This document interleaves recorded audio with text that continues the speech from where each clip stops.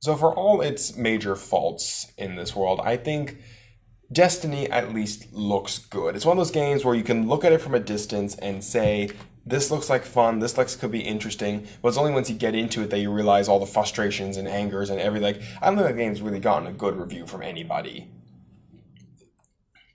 You see a couple of websites that have given it good reviews, but then you're like, okay, whose job was on the line? It's also a matter of even the DLC has gotten bad reviews as it screwed up this, screwed up this. But anyways, still looking at it, still thinking, through a glass window, this looks like a fun game. I kind of have a desire to have a Destiny-ish experience without getting into the actual crap that is Destiny. So I was looking at reinstalling Warframe. I was actually in the alpha for Warframe. I didn't really like it, but alpha is alpha. I think there's a certain point where you need to embrace that it's not done yet. So it's on Steam now, has been for a while, and I downloaded it, and they had a whole agreement thing they wanted me to, agree to. Like, okay, that's fine. And the initial line, I may be paraphrasing a little bit, but there's one particular word that stood out, and you're going to notice it, is like, you are participating in an unfinished project and you are privileged, that was the word of the day, to do so. Couldn't have given us a chance to guess. Not that it was hard to guess, but like, and I declined and I uninstalled it. I mean, this game had been on Steam for, I believe, about 2 years now, and it was on its own website, independent of Steam, for a while before that, and it's still a beta. And in fact, on Steam, you can buy collections of the in-game currency because it's a free-to-play game. And the highest amount you can buy is $100. So right now on Steam, you can pour all at once $100 of your money into an unfinished project, which is currently going on, I believe, its 3rd year. Probably the 4th by the time you see this video. Oh, come now. 3rd and a half. Third tops. Well, I mean, it's kind of on its 3rd and a half now. Okay, or well, in that case, that's 4 years. Now, ladies and gentlemen, there's the infinite beta. There is an ideology in place that explains why you find these cash shops open before the game is gone gold and is in the actual gaming released. It is the actual retail release or whatever you want to call it. And just to kind of clarify what this is, what you're saying is that the game's not done, but they're already willing to take your money on it. Well, yeah? the game's not been done for a very long time, and you can look at the developer like I did a bit of research on this, like you look at developer diaries and said, we have this, we got this new map, we got this. Like, I feel like maybe a part of it is they're unwilling to say this is a living game. Like, unwilling to say this game is done and we will continue to add to it. It's a matter of, because there isn't every last little detail they could be adding into it, it's considered unfinished, and they're hiding behind it. And I think there's a lot of games that seem to take that attitude. I mean, you can pretty much just go on Steam now, look at whatever's under the early access tag, and arrange it from oldest date to newest, and you can see games that have been stuck in beta periods for an incredible long amount of time. There have been stories about games in early access that have been completely abandoned by the developers, even though you just paid full price for it. And it's also turning into a very disgusting defense against criticism. A lot of games, when they receive harsh reviews or harsh things, will either say themselves or the fans will say, "Hey, game's still in beta. Why did you review it? Why were you this mean?" And in the meantime, those games you can, especially if it's the early access program, you're paying full price for it up front, or there's very rarely a discount in the early access. I haven't seen one. I mean, some games have been in early access so long that they've been part of Steam sales, but that doesn't really count, I think.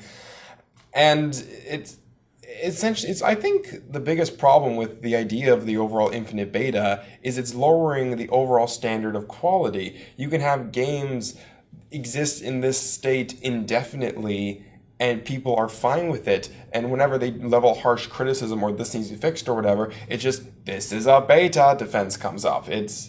And again, if this becomes an acceptable state for games to be in, then harsh criticism becomes impossible, and improvement doesn't necessarily need to happen because, hey, we're still ironing it out, we're not gold yet. Yeah. Not to mention, this doesn't completely tie into the betas because this is more referring to games once they're actually released. But there is the not only the excuse that don't level all your criticism against this game just yet, it's still in beta, but then you have games that have been released that have been out for months, and the same excuse comes up. Well, we're still patching it or we're still updating it. So even though the game has come out, it's still being treated as a beta product because they're still working on it and they're still trying to add more content to it. The release line is not necessarily a harsh, we're done it, we're out, but kind of a soft thing. That's Yeah. actually, if I may momentarily, I can't believe I do this, sort of praise Blizzard. Heroes of the Storm was in beta for a very short amount of time, and they did release it, and they have said we're still balancing, we're still whatever, but they are accepting all criticism right now. They are saying we put gold on this, we said it's live, so whatever criticism you got, we'll take it. So I mean that's at least a point in favor of the game, I think. And they're still updating. I mean that's a big thing with the free to play genre in general. It's never this game is released. It's this game is at state where we say it is released, and we're still adding things. Yeah, it's the variance in accessibility. Beta is less accessible, but if you want to get in, you'll probably get in. And then there's the release, which is we want everyone to play because that's the business. Then on the other side you have alpha, which is like invite only or signing up for it, and if you're lucky you get in kind of thing. Yeah, it's again the alpha for Warframe had a bunch of people in, but there really was no reason to keep playing that. I mean, maybe it's better now, but back in alpha, I'm sorry, Warframe was crap. I'm sure a lot of games are crap in alpha. Now, I want to touch on the cash shop for a moment because I think this is an important distinction between greed and having a means to support a developer who actually needs the support. I agreed with you when we were talking about Heroes of the Storm a while ago that they're already charging money before the game has come out, but it was for cosmetics, stuff that's going to carry over into the game anyways. And if apparently they had cosmetics that were only around in beta, and then they were removed from the store by the time it got into release. Yeah, you're right. There was a few that did that. I forgot about that. But anyways, if it's say that this was a company that didn't have the backing of Blizzard Activision, and this was a small team that was pouring their hearts into this, if there was a means for the people who are really loyal to this game to show their support, I think they would do it. They would buy something that's inconsequential to the actual gameplay, just pretty for it. And I think that's okay because the beta is not only the testing period, it is we want to start getting people to talk about this period. It's the hype period. The people who really want to play this, who are going to be vocal about it, are going to be the ones that get into the beta to start telling other people about it. Yeah, and betas can be handled correctly. I mean, I think cash shop is a nice glaring thing to say, like, why the hell is this game unfinished and you're charging us money when it's supposed to be free to play, like all of this stuff. But there are ways to handle it correctly, like the invite-only thing, so you keep the numbers small, stress test the servers, and find people who are going to meta break the game. That kind of stuff is important. I remember I was in the beta for a game called Section 8. That completely got me hooked on a game that I had no idea even existed, and ultimately didn't really have a lot of good press. So, if anything, the beta, whilst only had a couple of maps, and got us to talk about how good the game was. And then they stopped supporting it, and then they released a sequel that they didn't really care about the PC version. Went all never mind, getting off topic. But I think actually in recent memory, the best example of a beta in general would be Minecraft. Because when it was originally released in alpha, it was one guy working on his own, and he was very honest with here's a bug, here's a bug, here's a bug, and I think it was like $10. Like it was dirt cheap when it first came out, and he needed alpha and beta testers, and then as it went through the phases of beta, it got more and more expensive. But anyone who purchased it at $10 still had a CD key, so to speak, for the game. So even though I paid, I think it's like $20 for it because I was halfway through the beta, right? People now are paying, what, $30-$40 for it, depending? I don't know what the exact prices are anymore.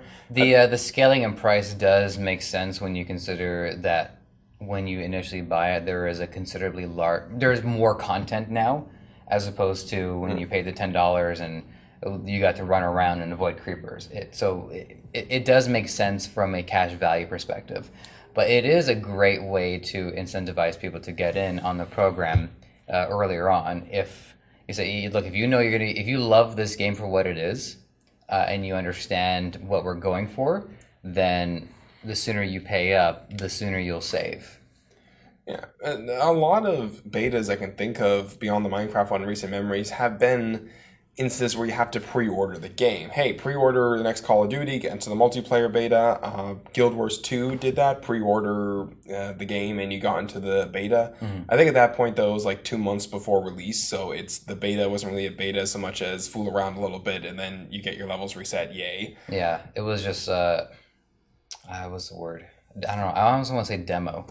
And the same thing happened with Diablo 3 as well. You got to go into the early access beta, but the beta took you to the first boss, the Skeleton King, King Lyric, and then that was it. And like, this is not... Actually, now that I talk about it, I'm like, did they even call it a beta, or am I just making that up? I don't know. I was sort of very hesitant with that, and all the stuff that happened. I think the reason you're blinking is you got a hair in your eye now. Yeah, I'm good. Okay, and I also kind of feel that in the case of I'm going to especially single out Korean, free-to-play Korean MMOs. Sorry, Korea, but if you didn't want to get stereotyped, you shouldn't have actually lived up to it. They seem to have a lot of beta periods as well, but they're a great example of the infinite beta in that they'll stay in that for extended periods of time with functioning cash shops. I was in the Shin Megami Tenchi online beta. Like, I don't know if anyone, like, slightly obscure JRPG series. The Persona 1's actually spin-off of... Slightly obscure. Known as Mega 10 for short, so I don't keep butchering the full name. But there is a Mega 10 MMO, and when they did the original beta testing for it, in the country of its origin, everyone who did the beta test got rewards. Now, I was in the English beta test, and when it went live, we got nothing! Kind of like what was currently occupying the space in my head before the Big Bang. There was nothing. Obscure joke. But and there's lots of other examples of that, of just rewards for the original ones, the non-English ones, because, hey, you have gone through it. I mean, since I did do alpha and beta for Heroes of the Storm, I got 2 hero portraits, one that's an alpha symbol, one that's a beta symbol, and I'm pretty sure the second mount I have was because I was in beta. It's the big kind of lizardy dinosaur one as opposed to the horse. But... Oh, the War Beast. Yeah. Yeah. I thought those were just there for people who are too uncomfortable to be on a horse, but... Well, I don't know, but I got the alpha and beta port. It's a matter of, Heroes of the Storm was really goddamn buggy. Like, when I first started playing in alpha, it was just it was unplayable at times, it was unbalanced, it was bugged up the wazoo. The beta improved things slightly. I mean, I took a huge break because I was in alpha, go away. Hey, we're in beta now. I'm in the beta. Things haven't gotten better. Gone. Hey, we're releasing now. Okay, coming back. Okay, you finally got those things smoothed out. And, the fact that they gave me the portraits are nice because that's an internal bragging right I can have in my profile. It's such a small thing, but at least it's somewhat appreciative. I would have liked it if they gave us some kind of really badass mount or something like that, but, at least it's something. I feel like a lot of times these days, developers look at a beta as, you want to be in the beta. We don't actually need you to be in the beta, but you want to be, so you are going to pay for the privilege of it. We're not going to give a damn about you. Oh, I'm so happy that I get to be in the beta. Thank you for this wonderful opportunity. Okay, just remember, we don't care about you, and you have to pay for the cash shop to keep the servers going. That's okay, because I don't have anything better to do with my time than play an unfinished game. It's like, they're mostly broken. I can't think of a single beta I've ever played in my life that wasn't broken somewhere. I mean, I didn't play the Guild Wars 2 beta. I really wanted in that game, so I pre-ordered it, but then, hey, beta, Nope, I'll download when it's done. I got to experience the Guild Wars 1 beta weekend system where it was like with the Guild Wars 2 beta where you got to play for a weekend, only we got to play for several weekends, like 6 weekends, so and it happened once a month, so you're looking at a 6-month stretch. And you got to see the game slowly evolve over the course of those, so it wasn't like you played the exact same thing every time. You got to see the work they had done between the 2 months, and that was pretty good.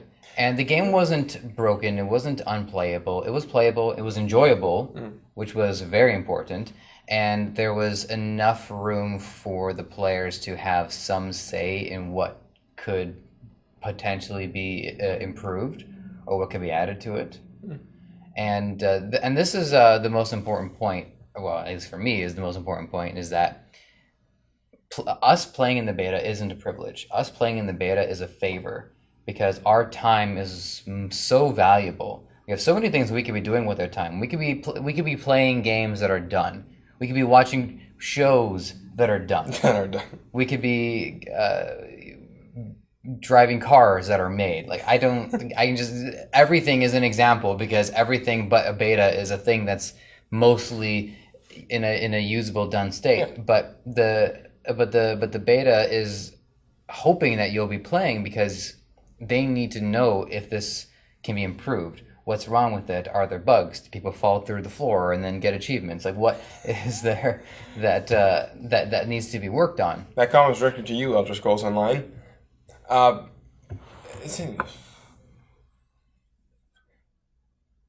Damn, lost steam on that point. No pun intended.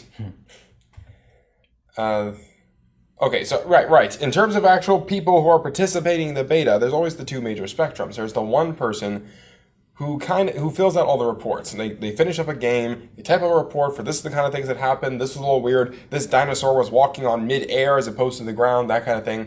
But even if you're all the way at the other end, even if you're just another participant who logs on, does their time, leaves, etc., your existence there is stress testing the server, since I think these are pretty much, I've never heard of a single-player beta. Like, games with single-player modes, maybe, but betas, I think, are mostly multiplayer stuff. I mean, that's not to say that they don't get tested, but yeah. The developers are usually tight-lipped about their testing. You might see, like, a focus group. But. Yeah, but, on the other spectrum, even if you're not filling out reports, you're still there. If there's still an error or something crashes while you're playing, it's still going to send a message to the developers. And then, of course, you got all sorts of people in between where, they're playing it normally, some bug happens, so they actually fill out a full report, but they don't fill out a report in any part. All on that spectrum are people, they're helping you. They're doing stuff for you. They're actually participating, and I think there needs to be a little bit more respect for them. And, yes, if it's just a cosmetic thing or, a portrait for your profile to say, hey, thank you for your help, that's not a bad start. But I think there also needs to be a certain amount of appreciation that you're not in beta forever. I'm trying to remember this example. I think it was on a TV show I watched. Is the idea that there was a disaster going on, and so everyone went to the main building, like there was actual protocols for it, and there's one guy who's sort of leading everybody and trying to make sure everyone had food and everyone had water and all that stuff. But the point was, as another character pointed out, is you're supposed to be the disaster leader, disaster whatever, for as long as this is going on. It ends. And then everyone goes back to your life. Yeah, heck, even to go to Avengers 2 and quote Tony Stark, isn't the whole point that why we are fighting the fight is so one day we don't have to fight the fight? The whole reason for having a beta is for one reason, we're no longer in beta. If you don't fight Hydra till the end of time, okay, that's a horrible example. Of course they're going to be fighting Hydra till the end of the time. They need comic book story arcs, but the whole point is you need to win eventually. You need to succeed and say, this game is now in a state where we can declare it is done and release it upon the public.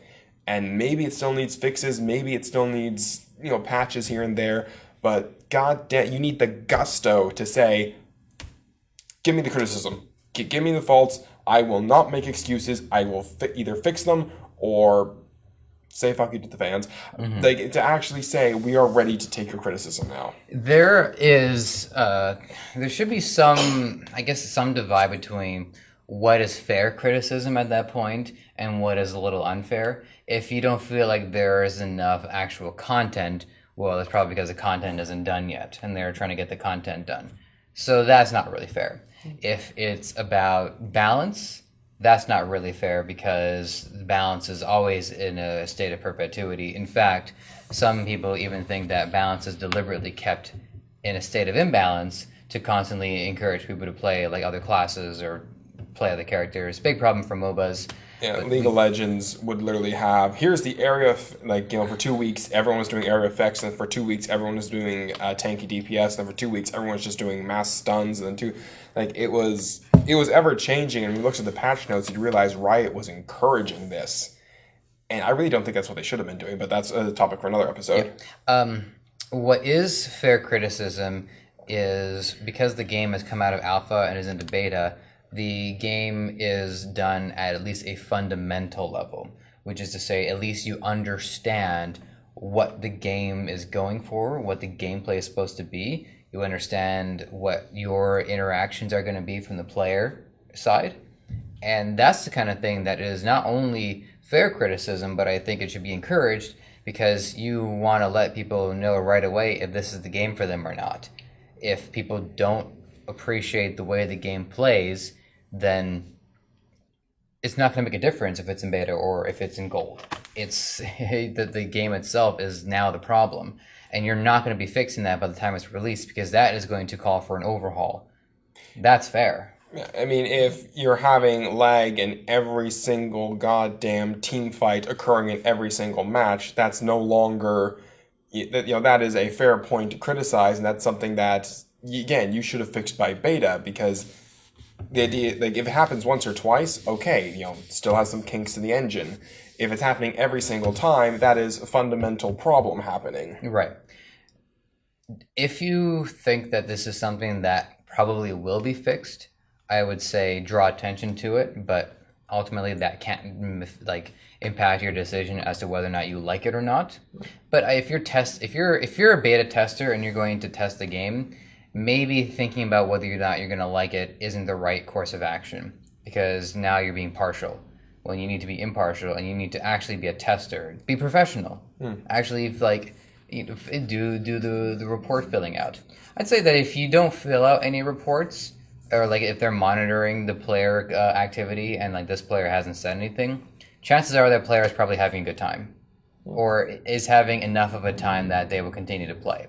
If they have nothing to say, that's the same thing as a good response. Although, say something nice, that would be a lot better. It's basically it's a tool in the developer's belt, I think. I've said this before, and this has probably gotten a lot of crosshairs on me. I don't think that pre-ordering games unto themselves is, the huge evil that everyone says it is. I think the problem is that developers and publishers are taking huge amounts of advantages of pre-ordering to sell unfinished products, to create a bunch of crap and then make some money.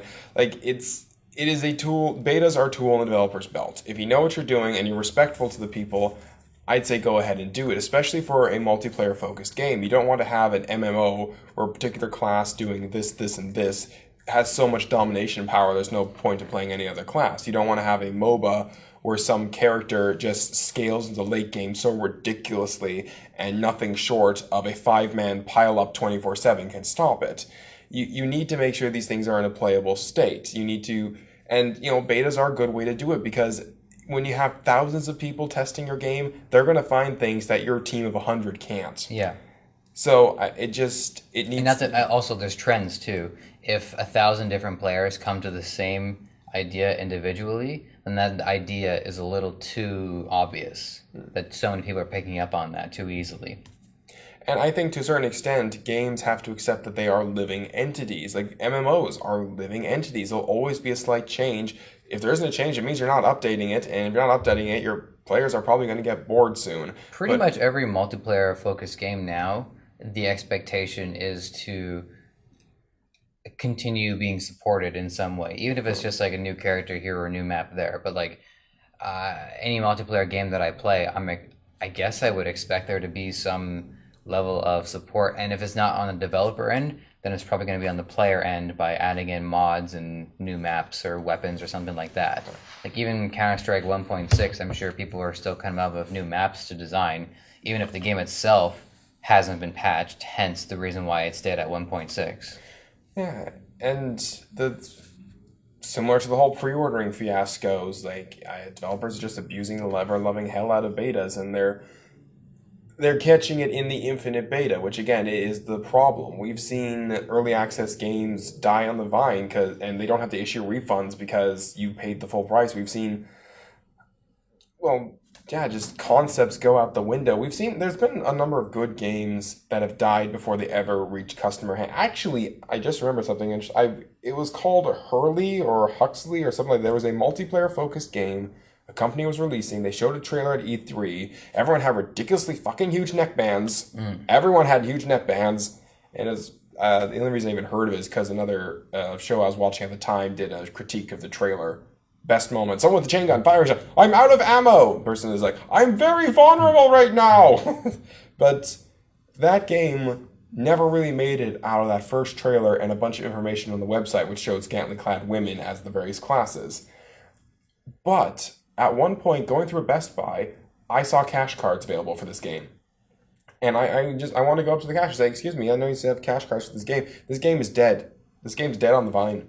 Nothing happened for it. And it was kind of, like, that's not necessarily a beta, but it definitely was an example of, jumping the gun, trying to go through that far. And I think in many ways, think of anyone who bought those cash cards. I doubt it, because they'd be buying a cash card for a game they'd never heard of. Right. But that was still... Imagine if somebody was duped into it somehow. Yeah, and we're getting more and more, as it gets easier and easier to get games into people's hands, it's getting easier and easier for these projects to get some kind of Well, here, why is the system called Steam? Because I'm trying to use Steam, as an actual word. That's exactly why, because it's such a common word that it reinforces your association with it. So I'd like to pose a question to you. So we have the fact that games are, even when they're released, they're in a state of constant evolvement, improvement, and change. Some changes can actually be detrimental to it, so it is possible that it's not a forward movement or even a lateral movement, but it's actually a step backwards. League of Legends! You have immediate opportunities for cash exchange. Why was that so hard? It's a very basic term. Okay. You have a player, like a steady player base that's only going to grow. Why even bother having a beta? If you really think about it, like what is there left to divide between the beta phase and the game out phase if the fundamental game is already there? Well, I'd say engine testing is a big thing, and I think a lot of companies these days will release concept trailers as early as humanly possible because, hey, E3 is up, we have to have something for E3. So betas are a way to maintain the hype immediately after the E3 trailer. Hey, look, here's some pre-rendered trailer for Heroes of the Storm with an alternative skin for Diablo, which doesn't look like anything he does in the actual game. And then they go into beta because then people can immediately, instead of sitting on their hype and waiting for the next thing to get hyped up about, they can maintain their hype for that. I'm using Heroes of the Storm a lot for this. Which I guess is just the most recent beta I've been in. Plus, it's a pretty good game. I've been playing it a lot. I vouch for it. Yeah, I'm going to say it's a good game. It's not necessarily for me, surprisingly, because every time I get to Hero Storm, I'm a motherfucking god. And at a certain point where I just stopped feeling like I was working for my victories, and it was just all those years of playing Dota 2 and the time I was in League of Legends, all that stuff just made me a god. And like, what's the point of just handing me victories? But that's just my opinion. I went on for that a little longer than I expected.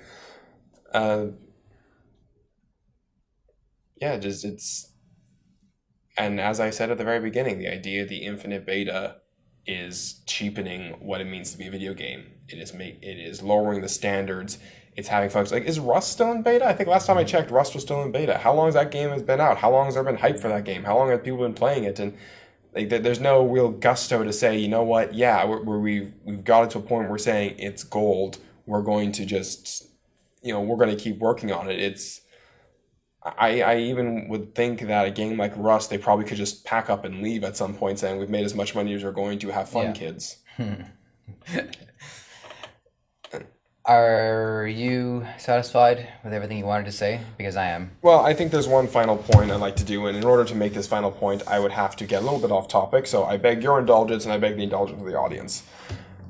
as we commented in the previous on the previous episodes, 2014 was not a very good year for gaming unless your name was Nintendo. It had a lot of ups, it had a lot of downs. Yeah, he's a Nintendo fanboy. It had a lot of ups, had a lot of downs. But one of the biggest downs of that year was undoubtedly Assassin's Creed Unity. Now, I'm a fan of the Assassin's Creed series. I liked the first one a lot more than it seemed a lot of other people did. Second one improved on things, and then as we kept going, it's like that, going down, going. Assassin's Creed Black Flag, makeup sex.